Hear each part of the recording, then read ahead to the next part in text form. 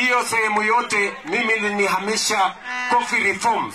Nikaenda nikasema ikuje kwa ofisi ya rais 140 billion shillings wakulima wa chai yetu. Na hiyo ndio mpango sisi tunataka, kwa sababu njia ya kuondoa umaskini Kenya hii ni kuhakikisha kwamba kilimo inalipa pesa kwa wakulima wetu. Watu wa Kiambu tumekubaliana. Mnasema tuendelee na hiyo kazi. Mliniambia vile vile niende ninyoroshe mambo ya elimu. Si ndio? Tulikuwa na matatizo makubwa sana ya CBC. Mkaniambia tunyoroshe CBC, na sababu hiyo tumetengeneza mtaratara mzuri ya CBC. Tumeajiri walimu 76,000 wapya in the last 2 years kusupport watoto wetu. College kama hii ilikuwa na matatizo makubwa sana. Technical training colleges yetu walikuwa wanapata pesa kiasi kidogo. Sasa tumeongeza pesa yao, na hata hii college yenu ya Lari tumewapatia pesa ya kujenga hostel ya vijana 580 hapa, na hiyo hostel itaanza hivi karibuni. Tuhakikishe watu wa Lari tunaelewana jameni. Lakini bado iko shida kidogo hapa Lari. Wale watoto wako kwa hii college ni wachache. Hapa tunahitaji watoto 2,000 kwenda mbele. Saa hii iko wanafunzi peke yake 500. Na tuko na equipment nyingi hapa. Saa hii mimi najenga hostel ya watoto 500 kwa sababu kuna watoto 500. Kama mungekuwa na watoto wengi ningewajengea hostel kubwa. Nyinyi mtalete watoto tuongeze kwa hii college. Mtaongeza watoto hapa. Wakuja hapa wasome. Wale wanasema taongeza watoto hapa Lari ndio na Jamhuri. So, watu wa Kiambu, tafadhali, mimi nawauliza kwa unyenyekevu. Nyinyi ndio mmetupatia hizi kazi. Si mmetupatia MCA kazi, mkapatia mbunge, mkapatia governor, mkanipatia kazi. Si kila mtu afanye kazi jameni? Si kuna siku mtatufanyisha mtihani? Ama namna gani? Si 2027 mtatufanyisha mtihani? Si ule atapita mtihani ataendelea? Na ule ataanguka mtihani si aende alime? Uko shida gani? Si nini ndio mtanyorosha maneno? So, sikizeni, hakuna haja ya kugombana, hakuna haja ya kusumbua wananchi na fujo, hakuna haja ya kusumbua wananchi na vita na fitina. Wacha kila mtu afanye kazi ile alipewa. Mlinipatia elimu, mimi ninyoroshe. Mlinipatia kilimo, nitengeneze. Mlinipatia kuunganisha stima, nifanye. Mlinipatia ya barabara, nifanye. Si ndio? 2027 si mtanifanyisha mtihani. Nikipita si nitaendelea. Nikianguka si ninaenda kulima. Hiyo shida gani? Ama mnasemaje Kiambu? Tuko pamoja? Hakuna problem.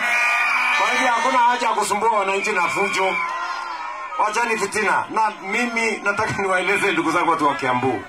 Tunataka tushirikiane. Kenya hii ni yetu sisi zote. Mungu mwenyewe ndiye amepanga tuwe na jamii zote zilizoko Kenya. Na mimi kama kiongozi wa taifa hii, kwa kura zenu na kwa mapenzi ya Mungu, nimesema nitaunganisha watu wote wa Kenya, kutoka jamii zote, kutoka dini zote, kutoka kaunti zote na sehemu zote za Kenya, kwa sababu umoja ni nguvu. Tukitengana tunakuwa wadhaifu jameni. Watu wa Kiambu mimi nawauliza, mnasema tuungane ama tutengane? Mnasema niunganishe hii Kenya? Watu wote, jamii zote, kutoka pande zote na kaunti zote, kwa sababu umoja ni nguvu. Ndio tutembee pamoja. Hebu nione wala anasema tuungane.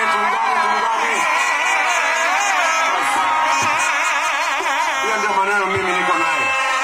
Sawa sawa jameni. Na mimi nataka niwaulize hawa ndugu zangu. Sawa sawa. Mimi nawauliza viongozi wa Kiambu County. Tafadhali, wacheni vita, wacheni kupigana, wacheni kusumbuana. Kila mtu afanye kazi. Hawa wananchi si wajinga, wanajua nani amefanya kazi, nani hajafanya, na watajua vile watafanya. Ama mnasemaje watu wa Kiambu? Iko haja ya kupigana makelele? Iko haja ya kuleta vita kwa mikutano? Iko haja ya kuleta makelele kwa viongozi? Si nyinyi wote mlituchagua? Si kila mtu mmempatia kazi, si afanye, si mtihani mtatufanyisha. Mwenye anazembea anakwenda nyumbani na ule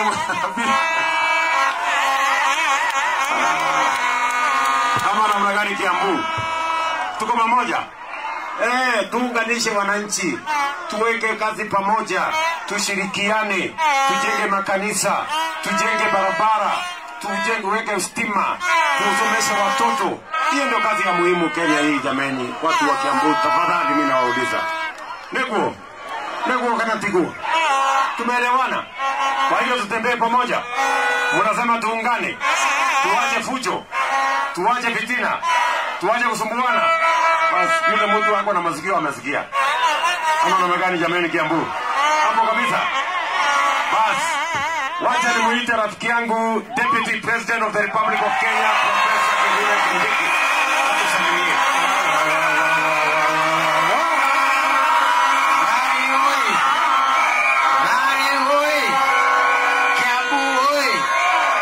Adoito muriega riki ni mukenete muri okuo kwana ata ni mukenete no rwa gucera gwa munene wa bururi goko gwitu John aina guoko mara unyita ugeni rais ya mtu goko. Mheshimiwa Rais, kwa sababu umeshaongea kwa niaba ya sisi zote wale ambao tunafanya kazi kwa serikali, niruhusu kwa heshima kubwa ni kushukuru kwa sababu ya kutembelea hapa kwetu Kiambu.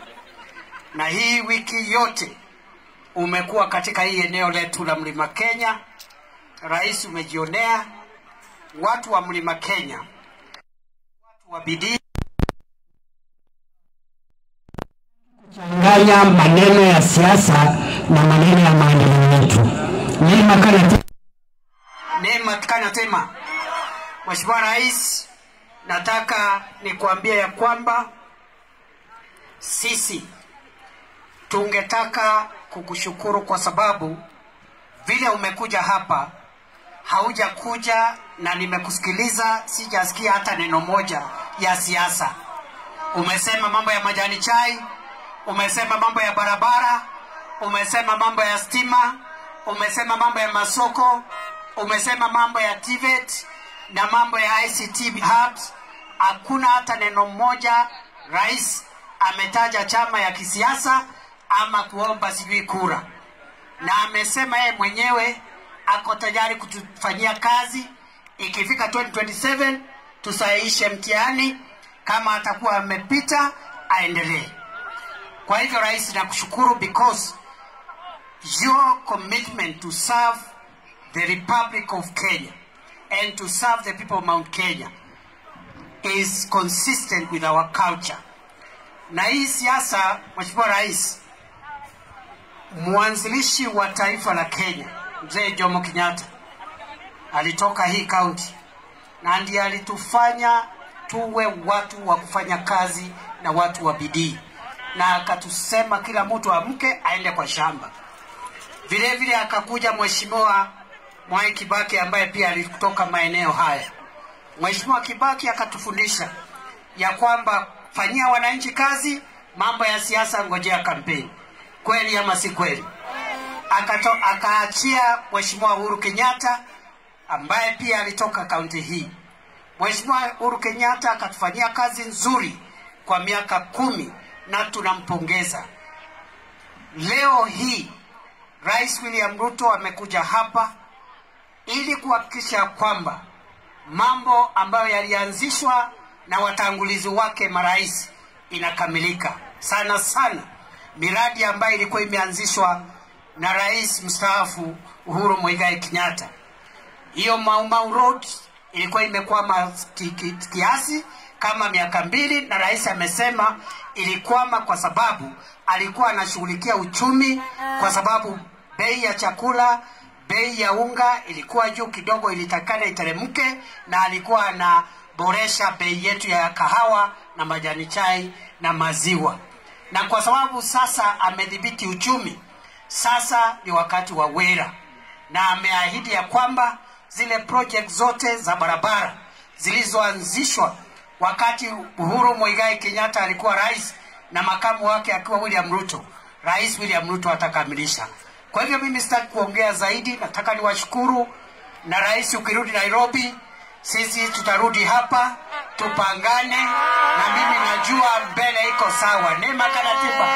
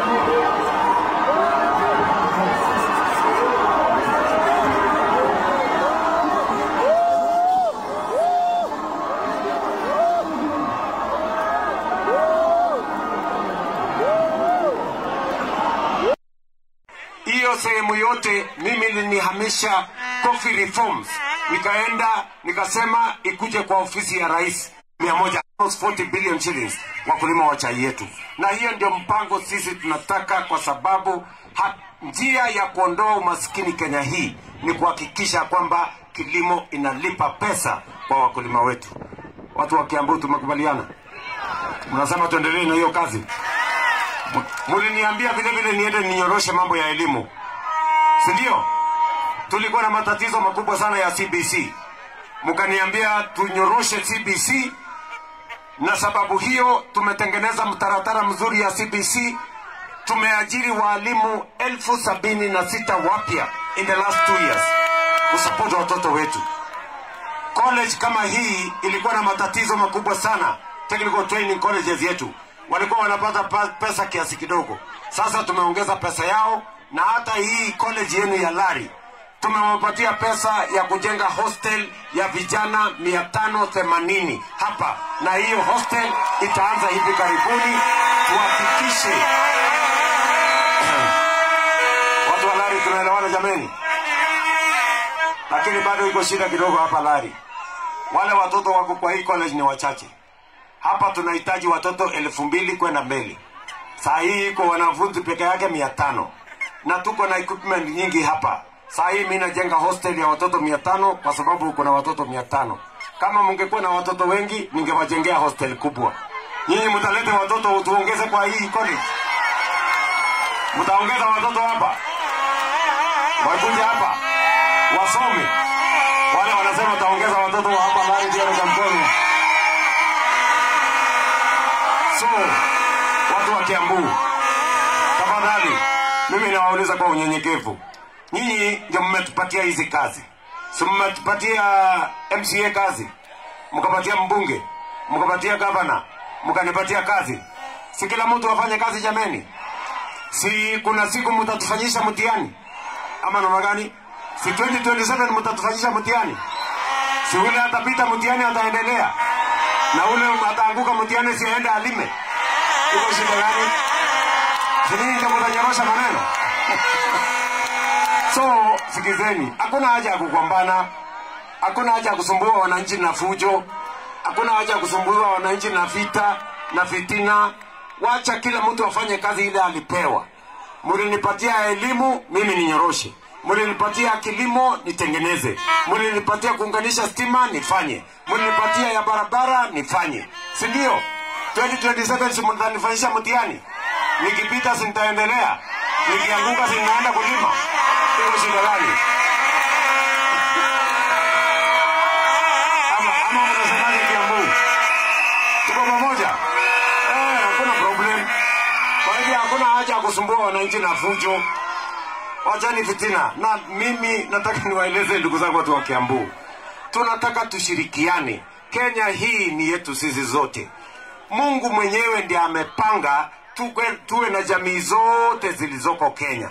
Na mimi kama kiongozi wa taifa hii, kwa kura zenu na kwa mapenzi ya Mungu, nimesema nitaunganisha watu wote wa Kenya, kutoka jamii zote, kutoka dini zote, kutoka kaunti zote na sehemu zote za Kenya, kwa sababu umoja ni nguvu. Tukitengana tunakuwa wadhaifu jameni. Watu wa Kiambu mimi nawauliza, mnasema tuungane ama tutengane? Mnasema niunganishe hii Kenya? Watu wote, jamii zote, kutoka pande zote na kaunti zote, kwa sababu umoja ni nguvu. Ndio tutembee pamoja. Hebu nione wala anasema tuungane.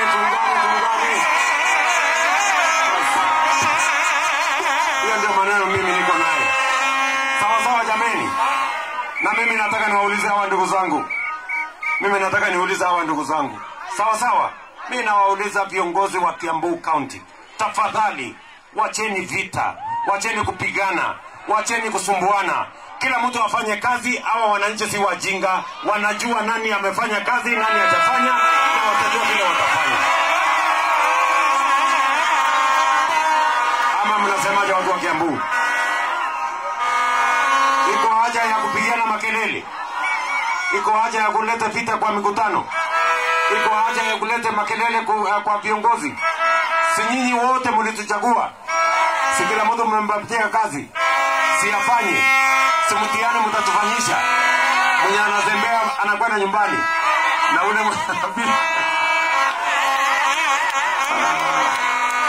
kama namna gani Kiambu? Tuko pamoja? Tuunganishe wananchi, tuweke kazi pamoja, tushirikiane, tujenge makanisa, tujenge barabara, weke stima, tusomeshe watoto.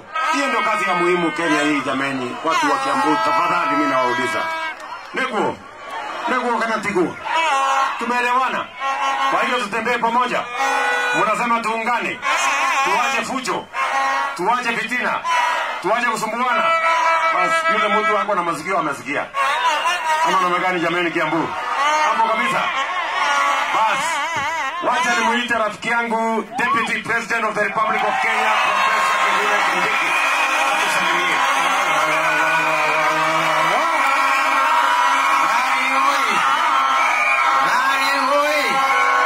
Kiambu oi.